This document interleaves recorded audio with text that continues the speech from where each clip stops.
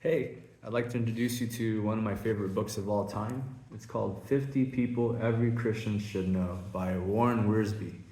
He is a very talented writer. He's a former pastor of the Moody Church and author or editor of more than 150 books, including On Being a Servant of God and The Bumps Are What You Climb On.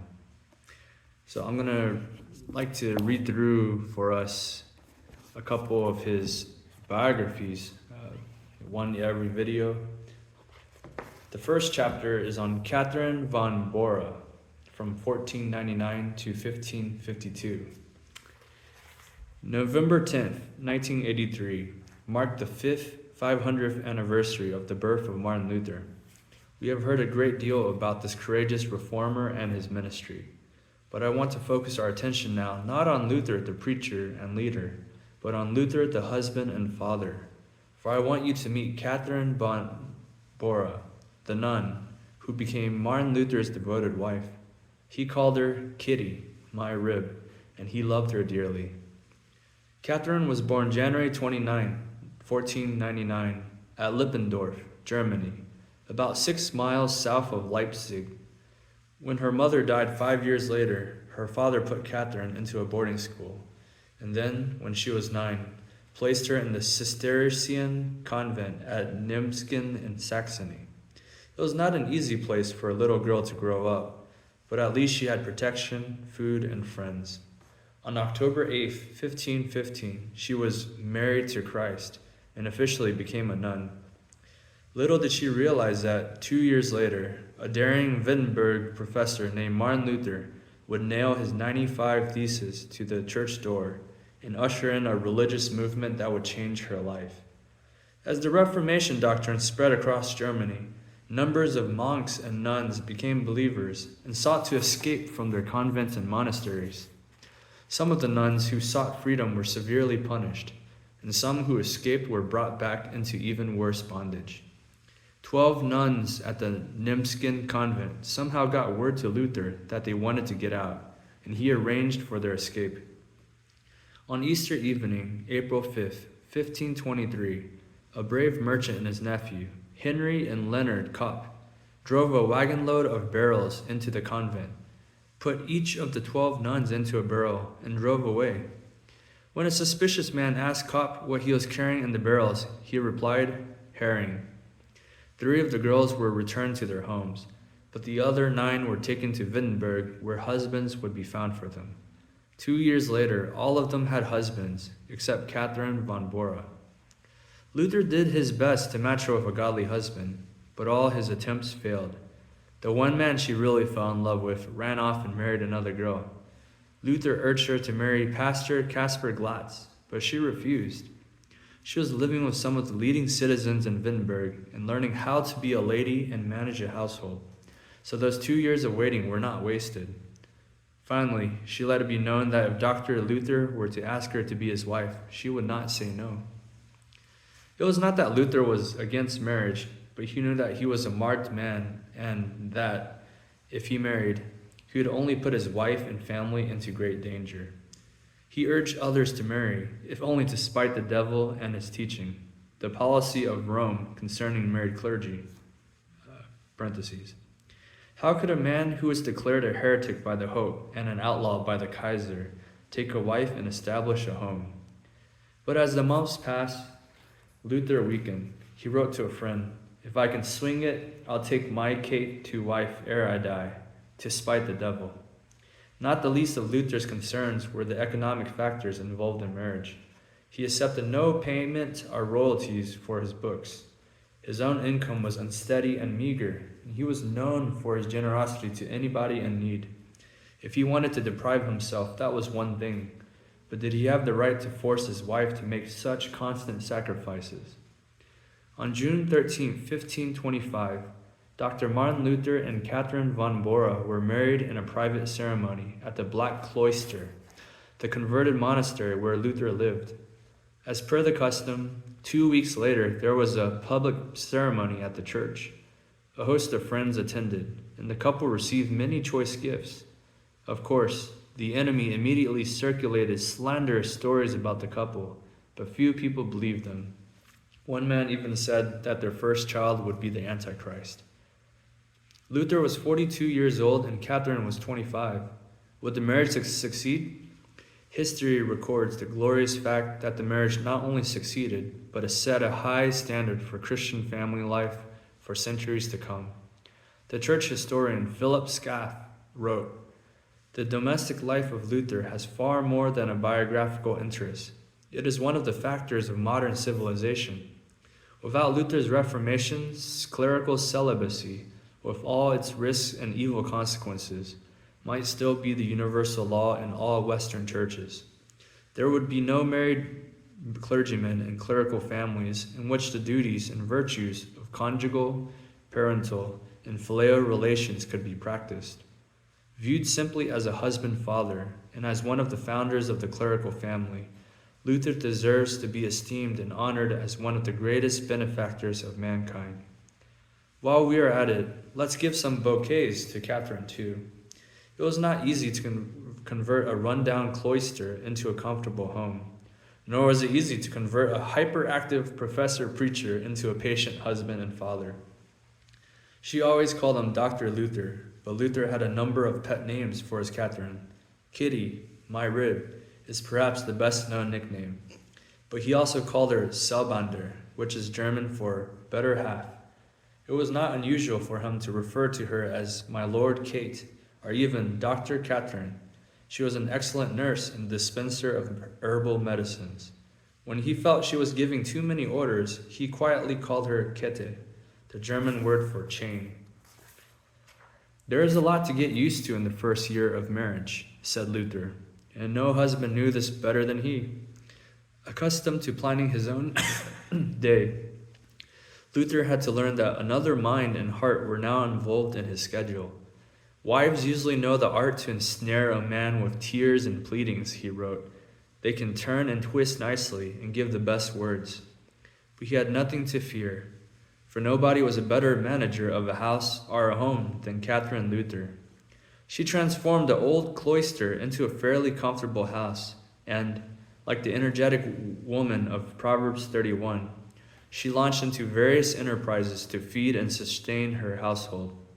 She kept cows for milk and butter, and for making cheese that, said her guests, were better than what they purchased at the market. She started a piggery because her husband liked pork, and this gave Luther a new name for his wife, my Lord Kate, mistress of the pigsty. I love pork too. She turned a neglected field into a productive garden and even planted an orchard. What produce she did not use herself, she sold or bartered at the market and used the income to purchase items for the home. She even stocked a pond with fish. "Have I not at home a fair wife?" Luther said proudly, or shall I say, boss. It was not long before the Black Cloister became a crowded and busy place. Catherine had not only her own children to care for, 6 of them, but also at various times her own niece and nephew. 11 of Martin's nieces and nephews, various students who boarded with them, and ever-present guests who came to confer with her famous husband. Before the Reformation, 40 monks had lived in the cloister. Now, nearly as many joyful Christians live there, learning to serve one another. Luther wisely permitted his wife to be in charge of the management of the home. To begin with, he was far too busy to worry about such things, and he had to admit, she did a far better job than he could do. Catherine not only cared for him in the household, but she ministered to the needs of people all over Wittenberg. She listened to their problems, gave them care and medicine in their sicknesses, counseled them in their sorrows, and advised them in their business affairs. The town recognized that the Luther household was an exemplary Christian home, and much of that success was due to Catherine. It was not easy being married to Martin Luther. He would let his food get cold while he debated theology with his guests or answered the questions of students. "Doctor," said Catherine one day as the dinner grew cold, "why don't you stop talking and eat?" Luther knew she was right, but he still snapped back, "I wish that women would repeat the Lord's Prayer before opening their mouths." One day he said, "All my life is patience. I have to have patience with the Pope, the heretics, my family, and Kate." But out of these mealtime conversations came one of Luther's finest books, The Table Talk of Martin Luther. Baker Books has printed the edition edited by Thomas S. Kepler, and I recommend it to you. As you read it, keep in mind that it was Katherine Luther who really made the book possible. It was at her table that these sparkling conversations were recorded, while the food grew cold. Luther called marriage a school for character, and he was right. He realized that his own life was enriched because of the love of his wife and family. When I was teaching the history of preaching to seminary students, I reviewed Luther's philosophy of ministry and read many of his sermons, and I was impressed with the many allusions and illustrations drawn from the home. I was also impressed with Luther's Christmas sermons, and I wonder if they would have been as effective had he remained an unmarried man. As in every home, there were times of trial and sorrow. The Luthers had 6 children: Hans, then it gives the dates of when they were born, which I'll skip, Elizabeth, Magdalene, Martin, Paul, and Margaret. Luther would arise at 6 each morning and pray with the children, and they would recite the 10 Commandments, the Creed, and the Lord's Prayer, and then sing a psalm. Luther himself was an excellent musician. He would then hurry off to preach or to lecture and would be busy the entire day. But Luther was not a robust man, and he had many ailments that often struck him without warning. On several occasions, Katherine prepared to become a widow, but the Lord graciously healed her husband and restored him to her. In 1540, it was Katherine who was despaired of, her condition considered hopeless. Day and night her husband was at her side, praying for God's mercy on her and the children, and the Lord graciously answered. 6 years later, it was Martin who was being nursed by Katherine, but his recovery was not to be. And on February 18th, 1546, he entered into glory. I am sure that one of his first acts of worship in heaven was to thank God for Katherine. Let me share 2 of my favorite stories about Katherine Luther. At family devotions one morning, Luther read Genesis 22 and talked about Abraham's sacrifice of Isaac. I do not believe it, said Katherine. God would not have treated his son like that. But, Katie, Luther quietly replied, he did. During one very difficult period, this is one of my favorite stories about Luther. Luther was carrying many burdens and fighting many battles. Usually jolly and smiling, he was instead depressed and worried. Katherine endured this for days. One day, she met him at the door wearing a black mourning dress. Who died? The professor asked. God, said Katherine. You foolish thing, said Luther. Why this foolishness? It is true, she persisted. God must have died. Our Dr. Luther would not be so sorrowful. Her therapy worked, and Luther snapped out of his depression. It is interesting to read Luther's letters to his wife and note the various ways he addressed her. To the deeply learned Mrs. Katherine Luther, my gracious housewife in Wittenberg.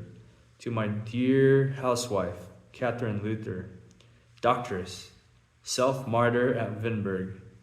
To the holy, worrisome lady, Katherine Luther, doctor, at Wittenberg, my gracious, dear housewife.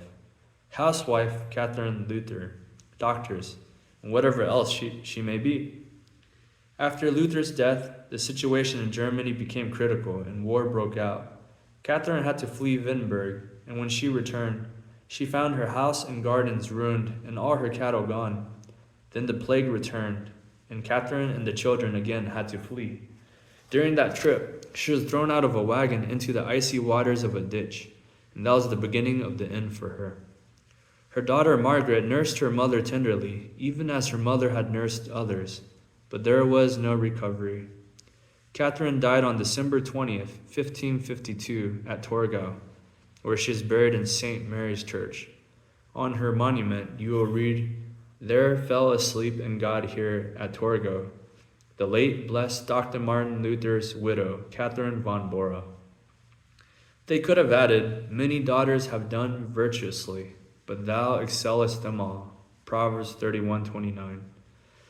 I suggest that we make either January 29th or June 13th Pastors' Wives' Day, not only in honor of Katherine von Bora, but in honor of all pastors' wives everywhere, that great host of sacrificing women of God who make it possible for their husbands to minister. I salute these women who must often turn houses into homes, who carry the burdens of their people as well as their own, who do without that others may have, who cheerfully bear criticism, and who do it all to the glory of God.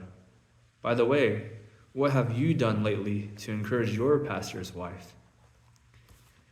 I'm so grateful again for this book, 50 People Every Christian Should Know by Warren Wiersbe, and I hope to read through this and record all the chapters of the 50 people.